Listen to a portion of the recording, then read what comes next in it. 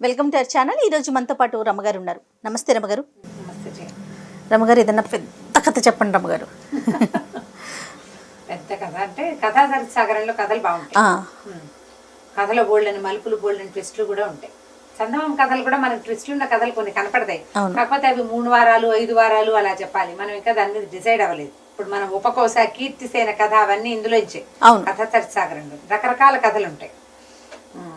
పెద్దగా పేర్లన్నీ గుర్తులేవు, కొన్ని గుర్తున్న పేర్ల వరకు చెప్తాను. ఇక రాజుగారు రాణిగారు అని చెప్పాల్సింది అంతే.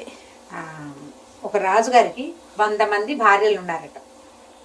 అయితే సంతానం కలగల, సంతానం లేదు. సంతానం లేనప్పుడు లేదు, ఇక పిల్లలు పుట్టేలాగా లేరనుకుంటున్నాడు. ఆయనకి ఈ రాణుల్లో చివరి ఆవిడంటే చాలా ప్రీతట. 100వ నెంబర్ అంటే 100వ నెంబర్ అంటే ఆవిడ చాలా బుద్ధిమంతురాలు. ఇప్పుడు ఓ 10 మంది పిల్లలు ఉన్నారు, ఓ పిల్లాడంటే ప్రీతి అనగానే వాడు పార్షియాలిటీ లాగా కనపడుతుంది మనకి. భార్యల్లో ఒక ఆవిడంటే ప్రీతి అంటే ఒకటి ఆవిడ అందంగా ఉండుండొచ్చు, లేదా రాజుకి నచ్చే రకపు ధోరణి ఆవిడలో ఉండుండొచ్చు. భార్యలు అంటే బయట నుంచి వస్తారు కదా, అందరూ ఎవరి దారిని వాళ్ళు ఉంటారు, ఎవరి ధోరణిలో వాళ్ళు. ఈయనకి నచ్చే ధోరణి ఏదో ఉంది, నచ్చే రకపు ధోరణి, నచ్చే రకపు మాట తీరు, సౌందర్యం. ఫలానా పెద్ద కళ్ళు, ఫలానా అదేదో ముక్కు, చంద్రబింబం లాంటి మొహం, చారెడ్ చెంపకి చారెడ్ కళ్ళు, పారెడ్ జడ, ఇవన్నీ ఉంటాయి. ఒక్కొక్కరికి ఒక్కోటి. ఈ రాజుగారికి ఏవో ఉన్నాయి కొన్ని, ఆ ఉన్నవన్నీ ఈవిడకున్నాయి. చివరి భార్యకి ఆవిడంటే చాలా ప్రీతి. అయితే ఏమైందట, సంతానం లేదు. ఈయన ఆ స్వామీజీకి ఈ స్వామీజీ కోసం వెళ్ళేవాడు. అయితే ఏమైందట, ఒకసారి ఎక్కడో అడవికి వెళ్ళి అంటే వేటకెళ్ళి ఆయన తిరిగి వస్తుంటే ఒక ముని కనిపించాడు. నాకు సంతానం లేదు, 100 మంది భార్యలు ఉన్నారు కానీ అని చెప్పేసరికి ఆయన ఏం చేసేట, ఓ బ్రహ్మాండమైన మేకను ఒకదాన్ని ఇచ్చేట, బలంగా పుష్టిగా. ఈ మేకనిచ్చి, అబ్బాయి ఈ మేకను తీసుకెళ్ళి ఈ మేకతోటి ఒక రసకం అంటే సూప్ తయారు చేయించు, మేక సూపు. ఆ సూపుని నీ రసకము అంటారు తెలుగులో. సంస్కృతంలో ఏం పేరుందో అందులో రసకం అనే ఉంది.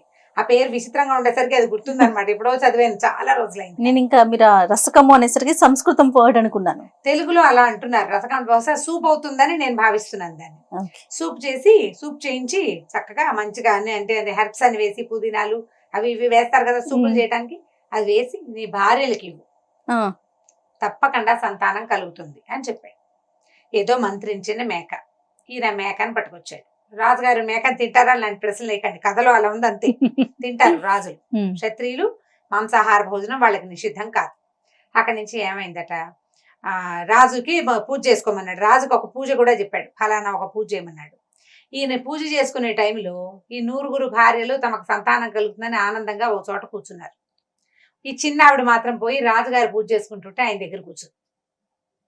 ఈ లోపల ఈ పూజ, ఈ హోమం, ఈ తతంగం చాలా అయ్యే లోపల ఈ బ్రాహ్మడు, ఈ పండితుడు ఎవరైతే ఈ పూజ చేయించి రసకం కూడా చేయించాల్సిన ఆయుర్వేద వైద్యుడు ఆ మేకతోటి ఆ సూప్ చేయించేశాడు. చేయించేసి ఆ సూపును ఒక బౌల్ తోటి తీసుకెళ్లి ఆ 100 మంది భార్యలు కూర్చున్న ఒక ఇది ఉంది కదా ఆస్థాన మండపం, అక్కడికి తీసుకెళ్లి కప్పులో పోసేసి తలా కాస్త ఇచ్చేసాడు. ఈమెకినే ఉండిపోయింది. వాళ్ళంతా అక్కడే ఉన్నారు. ఇవంతా ఆయన ఎక్కడ లెక్కెట్టుకుంటాడు, రాణి గారులంతా అక్కడ ఉన్నారు అనుకున్నాడు. వాళ్ళందరూ సూపు చేసుకున్నారు. పూజ చేసుకున్నాక రాజుగారు ఏది సూపు అని వచ్చేసరికల్లా మేమంతా తాగేసామన్నారు వీళ్ళు. గిన్నెలో ఏమీ లేదు. ఆఖరి రాణిగారు బిక్కమొహం వేసుకుని రాజుగారి వెనకాల నిలబడి, ఇప్పుడు ఎట్లా, అయ్యో నేను అసలు ఈవిడంటే పంచప్రాణాలు, ఈవిడ కోసమే సంతానం కావాలని నేను కోరుకున్నాను, ఈవిడిని వదిలిపెట్టి మిగిలిన వాళ్ళందరికీ ఇచ్చారు, వీళ్ళు దుంపల దగ్గర ఏం చేయాలా అని ఆలోచించి ఏమన్నాడు, ఆ ఆయుర్వేద వైద్యుడిని అడిగాడు, అయ్యా వైద్య శిఖామణి ఏమేమి మిగిల్చారంటే, ఏం మిగలలేదు ప్రభు, చర్మం తీసి అవతల వాడసం కొమ్ములు ఉన్నాయండి అన్నాడు. అయితే ఓ పని చేయండి, ఆ కొమ్ములు నరగదీసి సూప్ చేసి ఇవ్వండి అమ్మాయికి అని చెప్పాడు. కొమ్ములను అరగదీశారు. రాజుగారు తలుచుకుంటే దెబ్బలకి ఏం కదా. సరే ఈ ప్రయత్నం చేశారు. చేసేసరికల్లా ఏమైంది, దాంతో కూడా ఒక చిన్న గిన్నెడు సూప్ తయారు చేశారు. అది చిన్న రాణి గారికి ఇచ్చారు. మిగిలిన వాళ్ళందరూ ముందు తీసుకున్నారు. ఈ మేకలు నరగదీసిన వ్యవహారం కొంచెం లేట్ అయింది. అందరు రాణులు గర్భవతులయ్యారు. 99 మందికి 99 మంది కొడుకులు పుట్టారు. అబ్బా. ఈ 100 ఆవిడికి వీళ్ళకంటే కొద్దిగా వెనక వీళ్ళంతా ఒక రోజే పుట్టారు. కొంచెం అవతలగా కొన్ని రోజుల అవతల ఈవిడికి ఒక కొడుకు పుట్టాడు. వీడు మంచి బలశాలి. అయితే మేక కొమ్ముల వలన దాని రసకంతో పుట్టాడు కాబట్టి శృంగభుజుడు అని పేరు పెట్టారట. మిగిలిన పేర్లని మర్చిపోయి ఈ పేరు గుర్తుంది బాగా. పేర్లు డిఫరెంట్ గా ఉండటం తోటి శృంగభుజుడు అని పెట్టారు. పిల్లడు చక్కగా బుద్ధిమంతుడు బాగుంటేవాడు. ఇప్పుడు కూడా రాజుగారికి చిన్నరాణి అంటే ఇష్టం, చిన్నరాణి కొడుకంటే ఎక్కువ ముద్దు. ఇలా నడుస్తూ ఉంటే ఏమైంది, పిల్లలు పెద్దవాళ్ళు అవుతుంటే శృంగభుజుడు మంచి ప్రతాపవంతుడుగా తయారవుతుంటే మిగిలిన రాణులు ఏమనుకున్నారంటే, ఈయన 99 మందికి పుడతారులే పిల్లలు, ఈ ఒకదానికి పుట్టపోతే పోయింది, ఏం పోయింది, దాన్ని వెంటేసుకుని తిరుగుదామని అనుకోకుండా ఆవిడకి కూడా సంతానం ఎక్స్పెక్ట్ చేశాడు. దానికోసం ప్రత్యేకంగా తయారు చేయించాడు. పోనీ మేక వల్ల వీళ్ళు పుట్టారు, శృంగాల వల్ల కూడా పుట్టాడు వాడేమో బలశాలిగా ఉన్నాడు. కాబట్టి ఎలాగైనా సరే ముందు రాణి గారి మీద రాజుకే ఇష్టం కలిగించాలి, లేకపోతే ఈ 99 మందికి వీడు పోటీ అవుతాడు. ఆవిడ మనకు ఎలాగూ పోటీయే. సవతుల మత్సరం అంటే ఇలా ఒకే వ్యక్తికి 2-3 భార్యలు ఉంటే వాళ్ళలో వాళ్ళకి పడదు, గొడవలు వాళ్ళకి నచ్చబాటుగా ఉండదు. ఎలాగైనా ఆ కాస్త అడ్డు తొలగించేసుకుంటే వీడు మనవాడే కదా అనుకుంటారు. అంతేగాని దేనివల్ల ఆ అమ్మాయి అంటే ప్రీతి ఉందో అదేదో మనం కూడా చేద్దాం అని అనుకోరు. అది తీసేస్తే సరిపోతుంది. మానవ సహజమైన నైజాలు ఇవి. సరే ఏం చేశారు, ఈ వీళ్ళలో పెద్ద భార్య ఉంది కదా, ఆవిడ కొంచెం రాజు దగ్గర ఆవిడ కొంచెం మాట చెల్లుతుంది. ప్రీతి చిన్న భార్య అంటే ఉన్నా పెద్ద భార్య మాట చెల్లుతుంది. ఒక రోజు రాత్రి ఆవిడతోటి కబుర్లు చెప్పుకోవడానికి వెళ్ళాడు రాజుగారు. ఆవిడ అంతఃపురానికి వెళ్తే ఆవిడ ఏమందంటే, ఏమండి ఈ మన చిన్నరాణి గారు అంతఃపురం కాపలా కాసే ఫలానా వాడు ఒకడు ఉన్నాడు కదా అంటే, అవును ఉన్నాడు, వాడు ఈ రాణి గారికి బాగా క్లోజ్ ఫ్రెండ్, అందుకనే వాడిని తీనివ్వకుండా వాడినే ఉంచుకుంటోంది, కావాలంటే కనుక్కోండి. పనిమాల ఎందుకు చెప్తారు? 99 మంది ఉంటే వాళ్ళందరి మీద చెప్పకుండా తీసుకెళ్లి చిన్న రాణి మీద ఎందుకు చెప్పింది? ఏదైనా నిజం ఉందేమోనని ఆయనకు డౌట్ వచ్చింది, అనుమానం కలిగింది. కొద్దిగా అనుమానం కలిగింది, 1% అని భయం అనిపించింది. ఇప్పుడు ఇలా చెడ్డ మాట వినంగానే అవునా అనిపిస్తుంది కదా, అలా అవునా అనిపించింది. ఏం చేశాడు, మర్నాడు అక్కడికి వెళ్ళాక ఆ అంతఃపుర కాపలాదారినాడు కదా, అతన్ని పిలిచాడు. ఏరా నాయనా, నువ్వు ఒక బ్రాహ్మణ హత్య చేసావు, బ్రహ్మహత్యా పథకం ఉంది నీకు అన్నాడు. అనేసరికి ఆయన తెల్లబోయి, నేనేమీ చేయలేదు ప్రభు, నేనే తప్పు చేయలేదు, నేను ఎవరు ఏ బ్రాహ్మణుడికి ఎక్కడా ద్రోహం చేయలేదు, నేను అంతఃపుర రక్షణ తప్పితే రెండో పని చేయట్లేదు అంటాడు. కాదు, నువ్వు ఒక తప్పు చేసావు, నాకు తెలిసింది ఒప్పుకోమంటాడు రాజు. నేనే తప్పు చేయలేదంటాడు వాడు. వాదోపవాదాలు జరిగినాయి. ఇక నేనేం చేయలేదు, నేనే పొరపాటు చేయలేదు, చీమకు కూడా నేను అపకారం తలపెట్టలేదు, ఒక్క చెయ్యకూడని పని కూడా నేను చేయలేదన్నాడు అతను. కావాలంటే మా వంశ చరిత్రను చూడండి. మా నాన్న మీ నాన్న దగ్గర పనిచేశాడు, మా తాత మీ తాత దగ్గర పనిచేశాడు, మా ముత్తాత మీ ముత్తాత దగ్గర పనిచేశాడు. మా వంశ చరిత్రను చూడండి, మా తల్లులు, మా తండ్రులు, మా బాబాయిలు, మా మామయ్యలు అందరినీ కనుక్కోండి, అసలు మేము పొరపాట్లే చెయ్యం, నేను సూపర్ అన్నాడు అతను. అనేసరికి ఈయనేమన్నాడు, కాదురా, నువ్వు బ్రహ్మహత్యా పథకం నీకు చుట్టుకున్నట్టు నాకు పొద్దునే కలొచ్చింది, అందుకని నువ్వేదో పొరపాటు చేసావని నేను భావిస్తున్నా. ఓ పంచి కల్లో అయినా ఏదైనా నీకు సమస్య వస్తుందేమో, నువ్వేం చేస్తావంటే ఇవాళ మొదలుపెట్టి నీకు ఎక్కడ కావాలంటే అక్కడ డబ్బు వచ్చే ఏర్పాటు చేస్తా, మొత్తం భారతదేశంలో ఉన్న అన్ని క్షేత్రాల్లోనూ మునిగి రమ్మన్నాడు. అంటే అతన్ని అక్కడి నుంచి తప్పించాలన్నమాట. ఇంట్లో కూర్చుంటే 4 రోజుల పైకి వచ్చేస్తాడు. భారతదేశ యాత్ర అంటే సంపూర్ణ భారతదేశ యాత్ర అంత సులువా అప్పట్లో పంపించేశాడు. సరే అతను ఒప్పుకున్నాడు. రాజుగారు ఏదో కొంత ధనం ఇచ్చాడు, నువ్వు కొన్ని ఉత్తరాలు రాసి ఇచ్చాడు. ఏ రాజ్యంలో అయినా నీకు డబ్బు అయిపోతే ఆ రాజు దగ్గర ఈ కాగితం ఒక చూపించి 10 రూపాయలు తెచ్చుకోవచ్చు అని 2 కాగితాలు రాసి ఇచ్చి పంపించేసాడు. అలాంటి ఫెసిలిటీలు కూడా ఉండేవి రమ్మగారు? ఎందుకు ఉండేవి కాదు, రాజులకి కొంత సామరస్యం ఉండేది. సూపర్. సరే ఏటీఎం లేవు ఇప్పుడు, అలాగా ఉన్నాయి కదా, బాగుంది. అక్కడి నుంచి రాణి గారి దగ్గరికి వెళ్ళాడు. రాణి గారి దగ్గరికి వెళ్ళేసరికి రాణి గారితో అన్నాడు, నాకు చాలా పెద్ద సమస్యల్లో చిక్కుకున్నాను నేను, అయితే నేను మనకు సంతానం కలగడానికి మేకనిచ్చాడే యోగి పొంగోడు, ఆయన కబురు చేస్తే ఆయన నీ రాణుల్లో నీకు అత్యంత ప్రీతిపాత్రమైన ఆవిడ్ని ఎక్కడైనా దాచేసామన్నాడు, భూగృహంలో పాత పెట్టించమన్నాడు. ఏం చేయాలో తెలియట్లేదంటే రాణి ఈవిడేమంది, ఆఖరి రాణి, అయ్యో ప్రభు, నేనంటేనే కదా మీకు పంచప్రాణాలు, మీకు సమస్య వస్తుంటే భూగృహంలో పాతాళంలో పాతేయండి నన్ను, మీకు అనారోగ్యం రాకూడదు, మీరు హాయిగా 10 ఏళ్ళు పచ్చగా ఉండాలి, 100 ఏళ్ళు మీరు ధైర్యంగా హాయిగా ఉండండి, నన్ను భూగృహంలో పెట్టించండి, చంపేయమని మునీశ్వరుడు చెప్పిన చంపేయండి, ఏం పర్వాలేదు, నన్ను చంపేసినా ఓకే, మీరు బాగుండటమే నాకు కావాలి.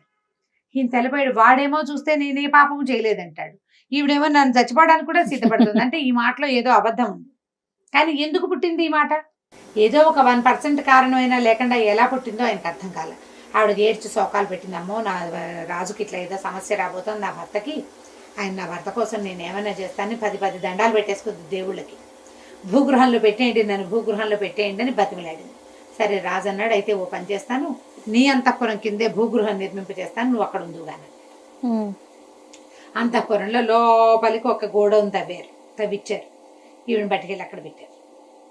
కొడుకు ఏడ్చాడు, అయ్యో మా అమ్మ భూగృహంలో ఉంటే ఎట్లా? భూగృహంలో ఉండడం అంటే ఎవరు రారు, రోజు భోజనం వస్తుంది, భోజన పళ్ళెం పైకి వెళ్ళిపోతుంది అంతే, వాళ్ళతోటి కూడా మాట్లాడకూడదు.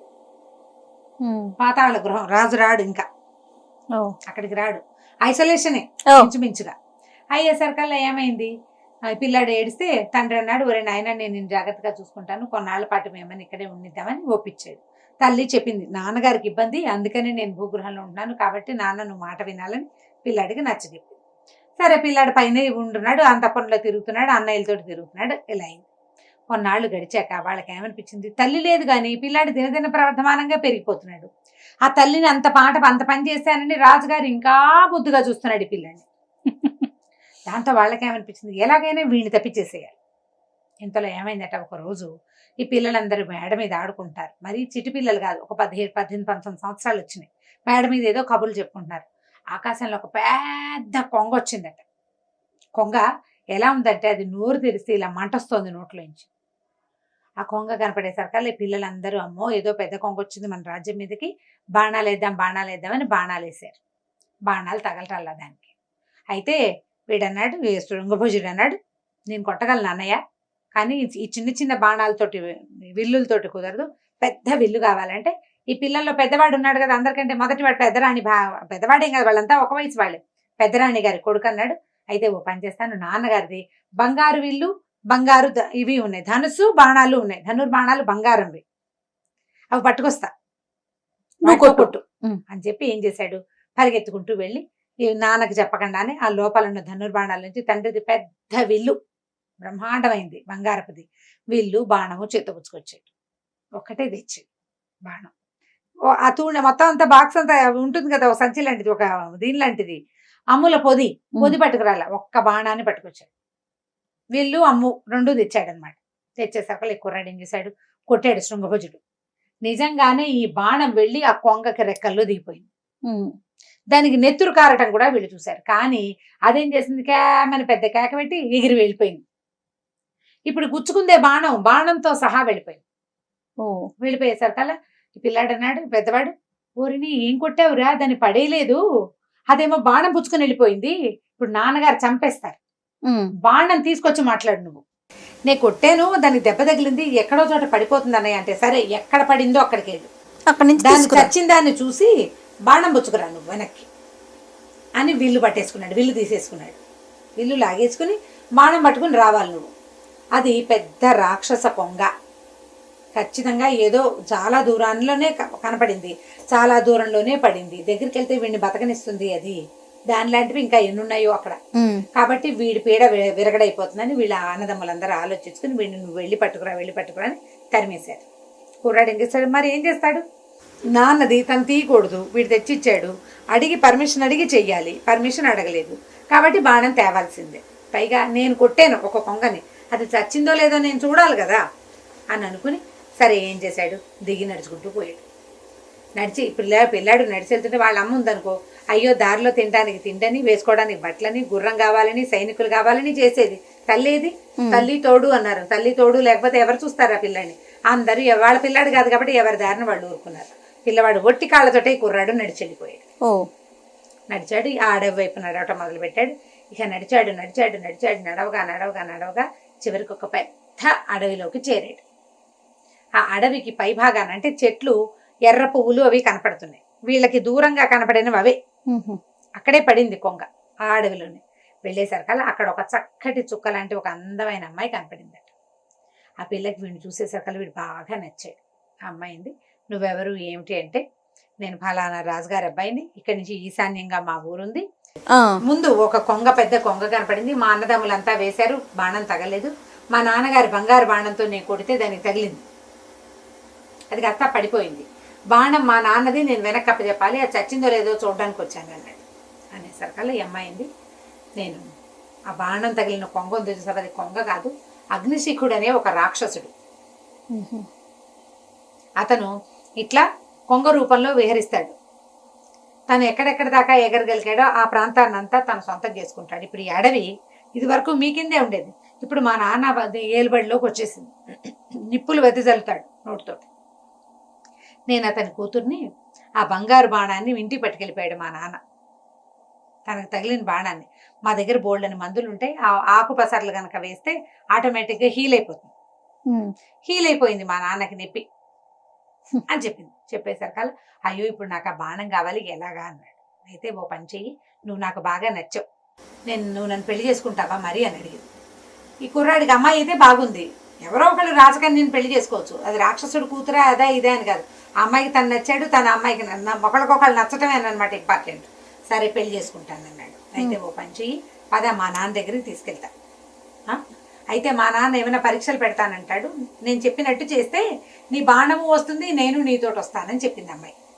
ఇప్పుడు పాతకాలపు ఈ కథల్లో ఆడపిల్లలు ఒక కుర్రాన్నో ఒక రాజకుమార్తెనో ఒక బ్రాహ్మణ్ణో ఒక సైన్యాధ్యక్షుడినో వరిస్తే ఇక వాళ్ళకి అమ్మా నాన్న అక్కర్ల, తండ్రి పరువు మర్యాద వాటి గురించి ఆలోచించేవాళ్ళు కాదు.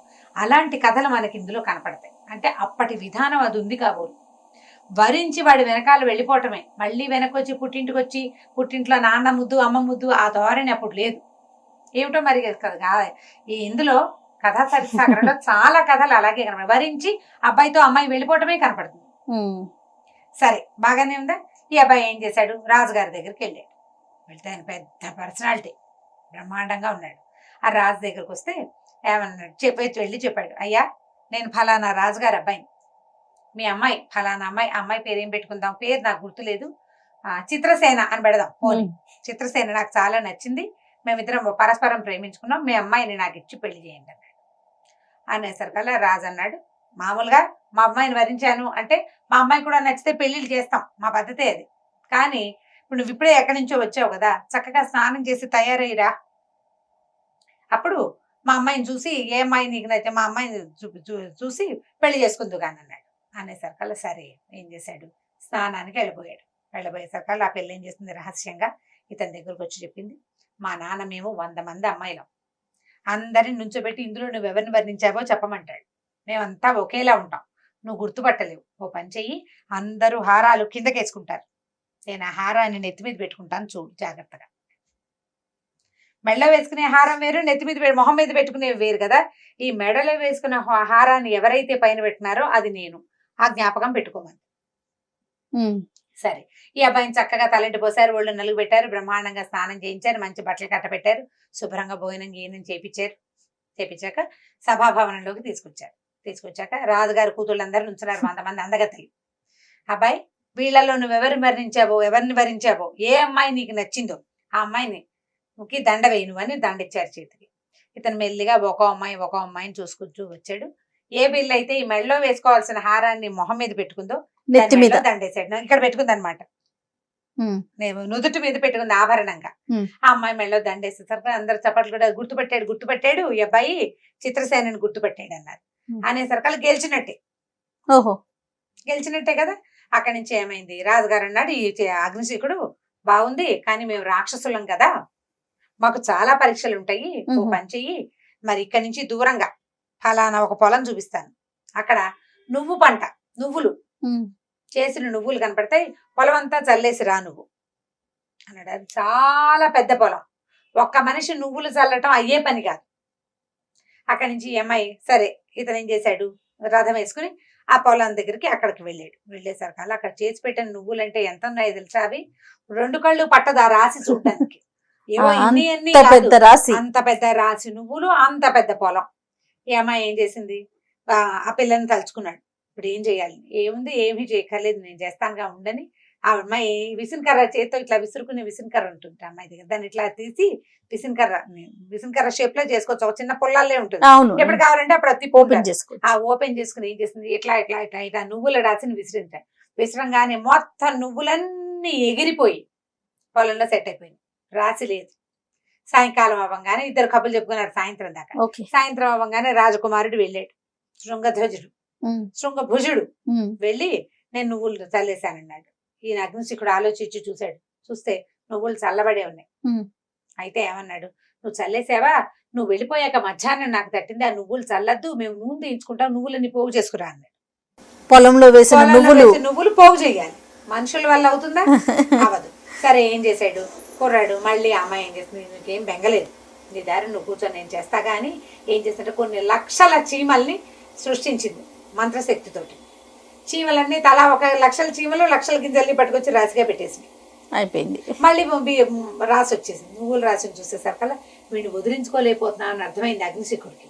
ఏం చేశాడు, అయ్యా ఇప్పుడు నేను అగ్నిశిఖుడిని కదా, మా అన్నయ్య నాడు ధూమశిఖుడు, చాలా దూరంలో ఒక దేవాలయం ఉంది, నువ్వు రథం వేసుకుని పొద్దు నుంచి సాయంత్రం దాకా వెళ్ళాలి. అక్కడికి వెళ్ళి మా అన్నయ్యని పెళ్లికి పిలుస్తున్నాడని చెప్పని శుభలేఖ ఇచ్చాడు. నిన్ను మా అమ్మాయిని నీకు ఇచ్చి పెళ్లి చేస్తున్నట్టుగా రాసిన శుభలేఖ. ఈ శుభలేఖని స్వయంగా పెళ్లి కొడుకే వచ్చి నాకు ఇవ్వాలని మా అన్నయ్య కోరుకున్నాడు. పెద్దవాడు ఆయన కోరిక నేను మన్నించాలి. పొద్దు నుంచి సాయంత్రం దాకా ప్రయాణం చేస్తేనే నువ్వు అక్కడికి చేరుతావు. ఇది పట్టుకెళ్ళి శుభలేఖ ఇవ్వమన్నాడు. శుభలేఖ ఇచ్చి రావటమే కదా, సరే శుభలేఖ పుచ్చుకుని బయలుదేరితే ఈ అమ్మాయి ఏం చేసింది, ఒక 4 వస్తువులు ఇతని చేతులు పెట్టింది. ఏమేం పెట్టిందంటే రథం మీద ఓ మట్టిగడ్డ, ఓ చిన్న అంత ముంతతోటి నీళ్లు, ఓ ముళ్ళ కంప, అక్కడి నుంచి ఒక చిన్న నిప్పు రాజేసే ఒక సాధనం. ఈ 4 ఇచ్చి నువ్వు ఒక పని చెయ్యి, అక్కడికి వెళ్ళిపో. వెళ్ళాక అక్కడున్న ఒక దేవాలయంలో మా పెద్దనాన్న ఉంటాడు, అంత చక్కగా చూసాక మా పెద్దనాన్నకి శుభలేఖ ఇవ్వు. ఖచ్చితంగా నీ వెనకాల వస్తాడు. వెనక్కి తిరిగి చూసుకుంటూ ఉండు వస్తున్నాడా రావట్లేదు. వచ్చినప్పుడు మొదటిసారి వచ్చినప్పుడు మట్టిగడ్డ వేసి, రెండోసారి వచ్చినప్పుడు నీళ్లు పోసేసి, మూడోసారి వచ్చినప్పుడు ముళ్ళ కంచెలు వేసేసి, 4వసారి నిప్పు అంటించిపడి వెనక్కి తిరిగి చూసుకుంటూ ఉండు వస్తున్నాడా రావట్లేదా అని చెప్పింది. ఈ 4 చిన్న చిన్న వస్తువులే కదా రథం మీద పెట్టుకున్నాడు. రథం తోలుకుంటూ పోయాడు. ఒక్కడే వెళ్తే ఏమైంది, ఇదంతా ఎంత దూరమో వెళ్ళగా పెద్ద దేవాలయం కనపడింది. మధ్యలో శివాలయం, శివుడు, పార్వతి. అంటే శివాలయానికి ఒక పక్కన అమ్మవారు ఉంది, ఇంకో పక్కనేమో వినాయకుడు ఉన్నాడు. అక్కడి నుంచి 2 పెద్ద నెమళ్ళు ఉన్నాయి. ఆ మెట్లు ఎక్కుతూ ఉంటే దేవాలయం మెట్లు పెద్ద నెమళ్ళ విగ్రహాలు ఉన్నాయి. పైకి ఎక్కితే ఏనుగుల విగ్రహాలు ఉన్నాయి. పార్వతీదేవి చక్కగా అలంకరించి ఉంది. వినాయకుడు ఎలుక మీద కూర్చున్న వినాయకుడు విగ్రహం కనపడింది. చూసి దాని చోట్ల దండం పెట్టుకున్నాడు. ఈ నెమళ్ళ విగ్రహాలని, ఏనుగుల విగ్రహాలని విచిత్రంగా అతను చూస్తూ అటు ఇటు తిరుగుతుండగానే ఈ ధూమశిఖుడు వచ్చాడు బయటికి. వాడు ఇంకా పెద్ద రాక్షసుడు, అగ్నిశిఖుడు అన్నయ్య. ఏమిటి, ఎవరు నువ్వు, ఎందుకు వచ్చావన్నాడు. నేను మీ తమ్ముడు అగ్నిశిఖుడు కూతురైనటువంటి చిత్రసేనని పెళ్లి చేసుకోబోతున్నాను, మీకు శుభలేఖ ఇచ్చి రమ్మన్నాడు, స్వయంగా ఆహ్వానించి రమ్మన్నాడు మీ తమ్ముడు, ఇదిగోండని శుభలేఖ చేతిలో పెట్టాడు. శుభలేఖ తెరిచి చూసుకున్నాడు. ఈయన శుభలేఖలో ఏముంది, వెంటనే ఇక ఆగలేదు అబ్బాయి. ఈయన శుభలేఖ తెరిచే లోపల ఈ కుర్రాడికి అమ్మాయి చెప్పింది ముందే, మా పెద్దనాన్న చేతిలో శుభలేఖ పెట్టిన మరుక్షణం నువ్వు గుర్రం ఎక్కేసేయాలి, రథం ఎక్కేసేయాలి. పరిగెత్తుకుంటూ వెళ్ళి రథం ఎక్కేసాడు. రథం ఎక్కి రథం తోలుకుంటూ బయలుదేరాడు. ఈయన శుభలేఖ తెరిచి చూసుకున్నాక ఈ వచ్చిన శుభలేఖ పట్టుకొచ్చిన కుర్రాన్ని చంపేయమని కింద రాక్షస భాషలో రాయబడి ఉంది. ఓహో. ఆ ధూమశిఖుడు ఏం చేశాడు, పరిగెత్తుకుంటూ వచ్చాడు ఈ కుర్రాన్ని పట్టుకోవటానికి. ఈ కుర్రాడు రథం తోలుతున్నాడు, వెనక్కి తిరిగి చూస్తున్నాడు కదా. చూస్తుంటే ఈయన కనపడంగానే ఏం చేశాడు, ముందు మట్టి గడ్డని విసిరేసాడు. విసిరేసేసరికి అది పెద్ద పర్వతం అయిపోయింది, పెద్ద ఎత్తు గుట్ట అయిపోయింది. ఈ ధూమశిఖుడు అట్లా ఎలాగోలాగా ఎక్కి మొత్తానికి ఆ గుట్ట దాటి మళ్ళీ వచ్చి పరిగెత్తుకొచ్చేస్తున్నాడు. వస్తుంటే ఈసారి ఏం చేశాడు, ఒక చిన్న ముంత ఇచ్చింది కదా నీళ్లు, ఈ నీళ్ల ముంత విసిరేశాడు వెనక్కి. కుర్రాడు శృంగ భుజుడు రాజకుమారుడు విసిరేసేసరికల్లా ఏమైంది, ఇది పెద్ద నదిలాగా అయిపోయింది. ఆ నీళ్ళన్నీ దాటుకుంటూ చచ్చి చెడి వచ్చాడు ఈ ధూమశిఖుడు. వచ్చేసరికల్లా ఈసారి ఏం చేశాడు, ముళ్ళకంచి ఇచ్చింది కదా అంత ముళ్ళకంప, ఆ కంపనెత్తి విసిరేస్తే అది పెద్ద అడవి అయిపోయింది. మంత్రశక్తి అనమాట. వీడు ఈ అడవి దాటి వచ్చే లోపల ఈ కుర్రాడు ఏం చేశాడు, వస్తున్నట్టు గమనించుకుని ఈ అగ్గి ముట్టించి వెనక్కి విసిరేసాడు. విసిరేసేసరికల్లా నిప్పు అంటుకుపోయింది. నిప్పంటేసింది, అంటుకుపోయి మొత్తం కాలిపోయింది. అందులో ఈ ధూమశిఖుడు కూడా ధూమంగా కలిసిపోయాడు. ధూమశిఖుడు అంటే పొగ, ఆ పొగలో కలిసిపోయాడు. ఇంకా అతను రాలా. ఇతను పరిగెత్తుకుంటూ వచ్చేసాడు వెనక్కి. వచ్చేసాక వచ్చిన కుర్రాన్ని చూసి అగ్నిశిఖుడు ఆశ్చర్యపడి, ఎలా వచ్చావు నువ్వంటే, అదేమిటి రథం మీద వెళ్ళాను, రథం మీద వచ్చా, ఇదిగో నువ్వు ఇచ్చిన రథం. అయితే నువ్వు నిజంగా వెళ్ళావని, నిజంగా వెళ్ళాను. అక్కడ ఒక పెద్ద దేవాలయం ఉంది, కింద 2 నెమళ్ళ విగ్రహాలు ఉన్నాయి, మెట్లు ఎక్కాక 2 ఏనుగుల విగ్రహాలు ఉన్నాయి, మధ్యలో శివాలయం ఉంది, పక్కన అమ్మవారు ఉంది, రెండో పక్కన విఘ్నేశ్వరుడు ఉన్నాడు. చూసినట్టుగా చెప్పాడు. అమ్మవారికి ఏమో అలంకారం ఉంది, వీడికేమో వినాయకుడేమో చక్కగా ఎలుకనెక్కి కూర్చుని ఉన్నాడు, పువ్వులు అవి అలంకరించి ఉన్నాయంటే ఆ దేవాలయం నరమానవుడు కళ్ళ చూసేది కాదు, ధూమశిఖుడి మాయతోటి ఏర్పడింది. అంటే వీడు నిజంగానే చూసొచ్చాడు. ధూమశిఖుడు ఏమయ్యాడు, ధూమంలో కలిసిపోయాడు. దాంతో ఏమనుకున్నాడు, రేపొద్దున పెళ్లి చేస్తాను ఉండమన్నాడు. ఇది అమ్మాయి ఏం చేసింది, అర్ధరాత్రి వచ్చి మా నాన్న పెళ్లికి వెళ్ళి ఏం చేయడు, నేను చంపడానికే ప్రయత్నం చేస్తున్నాడు, బంగారు బాణం మా నాన్న లోపల దాచుకున్నాడు, బాణం పుచ్చుకుని వచ్చేస్తాను, మన ఇద్దరం కలిసి వెళ్ళిపోదాం పదా అని చెప్పేసి ఏం చేసింది, ఆ బంగారు బాణం చేత్తో పుచ్చుకొని ఈ కుర్రాన్ని తీసుకుని బయటికి పరిగెత్తుకుంటూ వచ్చేసింది. వచ్చేసేసరికల్లా ఏమైంది, తెల్లవారుజామున ఈ అబ్బాయిని చంపుదాం అనుకున్నారు వాళ్ళు. రాక్షసులు వాళ్ళ పిల్లని వీడికి ఇవ్వడం ఇష్టం లేదు. తెల్లవారిపోయిన తర్వాత చూసుకుంటే కుర్రాడు లేడు, అమ్మాయి లేదు. దాంతో ఈ అబ్బాయి వెనకాల పడాలని ఈ అగ్నిశిఖుడు ఏం చేశాడు, మళ్ళీ యథారూపం కొంగ రూపం ధరించి పరిగెత్తుకుంటూ వచ్చాడు. కానీ ఇతను రాక్షసుడు కదా, జనరల్ గా ఏం చెప్తారంటే రాక్షసులకి చిన్న మందబుద్ధి ఉంటుందని చెప్తారు. ఈ వచ్చేసరికల్లా ఈ అమ్మాయి వాళ్ళ నాన్న రెక్కల అల్లార్చిన శబ్దం వినపడేసరికల్లా అమ్మాయి ఏం చేసింది, నువ్వు మాట్లాడకుండా ఇక్కడే ఉండని తన ఒక కట్టెలు కొట్టేవాడి రూపం ధరించి చెట్లు కొడుతుంటే సరే ఈ కొంగ అక్కడ ఆగి మానవ భాషలో ఈ అబ్బాయిని అడిగింది, కట్టెలు కొట్టేవాడిని అడిగింది, అబ్బాయి ఒక అమ్మాయి ఒక అబ్బాయి బంగారు బాణం చేత్తో పుచ్చుకుని ఇటు వెళ్ళారా అని. వెళ్ళేసరికల్లా వెళ్ళారు, అయితే వెళ్ళారు, నాకేమో ఏం చెప్పారంటే రాజు అగ్నిశిఖుడు చనిపోయాడు కదా, ఆయన్ని తగలేయడానికి ఆయన్ని దహనం చేయడానికి కట్టెలు కావాలన్నారు, కట్టెలు మోపు తీసుకుంటాము, ఇక్కడే ఉండవు, ఇక్కడ కొట్టి ఇక్కడే పెట్టమన్నారంటే అగ్నిశిఖుడు తలబడి ఇదేమిటి నేను చచ్చిపోయినా నేను ఎలా చచ్చిపోయాను అని చెప్పి ఏం చేశాడు, ఆ కట్టెలు కొట్టేవాడిని అక్కడే వదిలిపెట్టి పరిగెత్తుకుంటూ వెనక్కి వెళ్ళి ఇంటికి వెళ్ళి అడిగాడు, ఒరే నేను చచ్చిపోయానా, చచ్చిపోవటం ఏమిటి ప్రభు మీరు ఉన్నారు కదా అన్నారు. అనగానే ఓహో వీడు నన్ను మోసం చేశాడు ఎవడోనని మళ్ళీ ఎగురుకుంటూ వచ్చేసాడు కొంగలాగా. ఈ అమ్మాయి వెంటనే రూపం మార్చుకుని భర్తను తీసుకుని ఇంకా ముందుకెళ్ళిపోయింది, కుర్రాన్ని తీసుకుని ఇంకా బాగా ముందుకెళ్ళిపోయిన తర్వాత మళ్ళీ అగ్నిశిఖుడికి దొరికారు. ఈసారి ఏం చేసింది, ఈ అబ్బాయిని ఒక గాడిదలాగా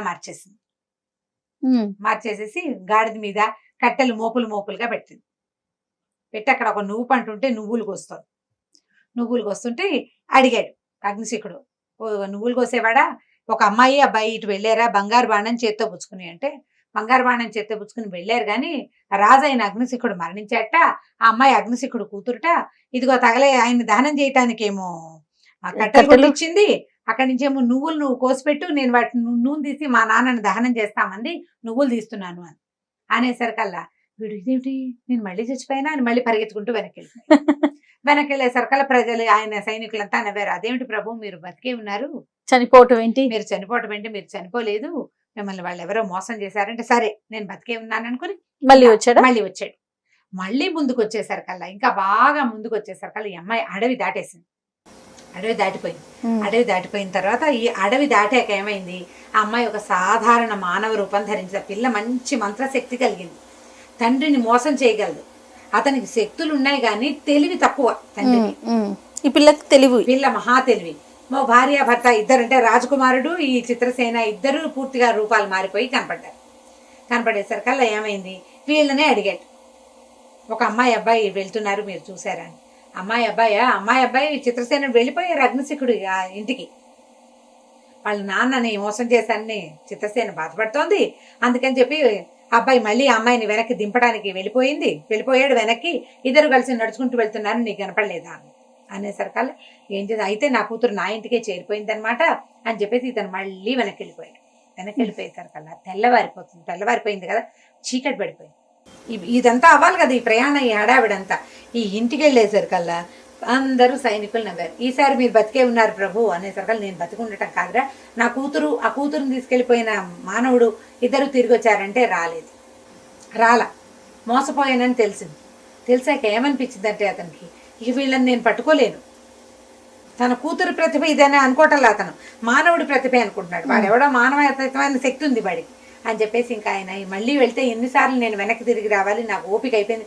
ఈ పక్షిలాగా ఎగిరెగిరి వెళ్తున్నాడు కదా, అంతకుముందు రోజుకు ఒకసారి ఎగిరేవాడు, ఇప్పుడు 3 ట్రిప్పులు అయింది, ఊరుకున్నాడు. ఇంకా ఈ అమ్మాయి ఏం చేసింది, అబ్బుకన అతని రాజ్యానికి తీసుకెళ్ళిపోయింది. వెళ్ళేసరికల్లా ఈ శృంగభుజుడు వాళ్ళ నాన్నకి వెళ్ళి ఈ బంగారు బాణాన్ని అప్పచెప్పేసరికల్లా ఆయన ఈ పిల్లాడు ఏమైపోయాడో తెలియటలా ఇన్ని రోజుల నుంచి. సరే ఈ అబ్బాయి వచ్చేసాడు, అమ్మాయిని కూడా తీసుకొచ్చుకున్నాడు, అమ్మాయిని ఇచ్చి వివాహం జరిపించారు. ఆ వివాహం నాటి రాత్రి విందులో ఈయన తన పెద్ద భార్య దగ్గర స్పెండ్ చేశాడు కాస్త టైం.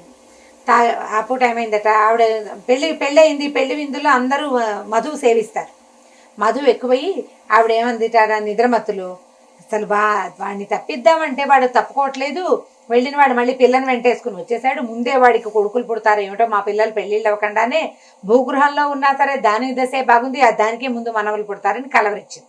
దాంతో ఈయనకి వీళ్ళు కావాలనే చేశారు అని అర్థమైంది. ఇంత అయితే కానీ ఆయనకు తెలియలేదు, అది బయటికి రావాలి. అది అసలు నిజం కాదు అనే వాక్యం ఎవరిని అడుగుతాడు? ఈయనే ప్రచ్ఛన్నంగా ఎవరి మీదైనా అడిగాడు అనుకో, అడిగితే అనవసరంగా మాటలు పెరిగిపోతాయి కదా. అవును, అడగకుండానే ఊరుకున్నాడు. సరే, అక్కడి నుంచి పరిగెత్తుకుంటూ వెళ్ళి ఆ పాతాళ గృహంలో ఉన్న భార్యను పైకి తెచ్చుకున్నాడు. మర్నాడు పొద్దున శృంగభోజుడి రాజు చేస్తున్నానని ప్రకటించి ఈ పెద్ద రాణి వల్ల ఈ అమ్మాయి ఇలా ఇన్ని రోజులు ఈవిడ భూగృహంలో ఉండవలసి వచ్చిందని చెప్పేసి ప్రజల ముందు ప్రకటించేశారు కదా. అందరూ ఏడ్చి శోకాలు పెట్టారు. వాళ్ళందరినీ ఊళ్ళోంచి వెళ్ళిపోమన్నాడు రాజు. కానీ చిన్నరాణి గారు ఒప్పుకోలే. సవతుల్లో మత్సరం ఉండటం లోక సహజం, ఇది లోక సహజమైంది. వీళ్ళు ఎవ్వరూ లేకుండా ఈ అంతఃపురంలో నేను ఒకదాన్ని ఏముంటాను, 100 మంది ఉండే అంతఃపురంలో ఒకళ్ళు ఉండగలరా? వాళ్ళ తప్పులు మన్నించండి అని బాగా బతిమలాడి తన తాలూకు తోడుకోడలని వెళ్ళిపోనివ్వల, వాళ్ళని అక్కడే ఉంచుకుంది. శృంగభుజుడు రాజు అయ్యాక సరే ఏం చేశాడు, తన అన్నదమ్ముల్నే తన తాలూకు సైన్యాధ్యక్షులుగా పెట్టుకుని చక్కగా రాజ్యాన్ని బాగా పరిపాలించాడు. అతని సంతానమే రాజులయ్యారు. ఓహో, ఎందుకంటే అతనికి ముందు వివాహం అయింది. ఈ వచ్చిన అమ్మాయి చాలా రాక్షసమాయలు కలిగింది, దానికి బాగా విద్యలు ఉన్నాయి, మంత్ర విద్యలు కలిగి ఉంది కదా. ఆ అమ్మాయి ఆ రాజ్యాన్ని సుభిక్షంగా ఉంచింది. ఇతరులు ఎవ్వరూ తన భర్తను ఏమీ చేయకుండా కాపాడుకునేదన్నమాట. కథ కంచికి మనం ఇంటికి. ఇన్ని ట్విస్టులా పెద్ద కథ అన్నందుకు చాలా పెద్ద కథ చెప్పారు అమ్మగారు. నాకు నోరు నొప్పి రాలేదు. పేర్లు కూడా ఉంటాయి జయ. ఈ కథా చరిత్రసాగరంలో అందరికీ పేర్లు, పెద్దరాణికి పేరు, పెద్దరాణి కొడుక్కి పేరు, అలా బోల్డని ఉంటాయి. పేర్లు గుర్తులేవు నాకు, బాగా గుర్తున్నవి 2-3 పేర్లే. ఓకే, ఇంట్రెస్టింగ్ గా ఉన్న పేర్లే గుర్తున్నాయి. ఓకే, మేము ఒక వారం రోజులు నడిపించవచ్చండి మా పిల్లలతో. చిన్న చిన్న బిట్లు చెప్పొచ్చు, చెప్పుకోవచ్చు. రైట్ అమ్మగారు, ఇంకొక స్టోరీతో కలుద్దాం. నమస్కారం జయ. నమస్తే.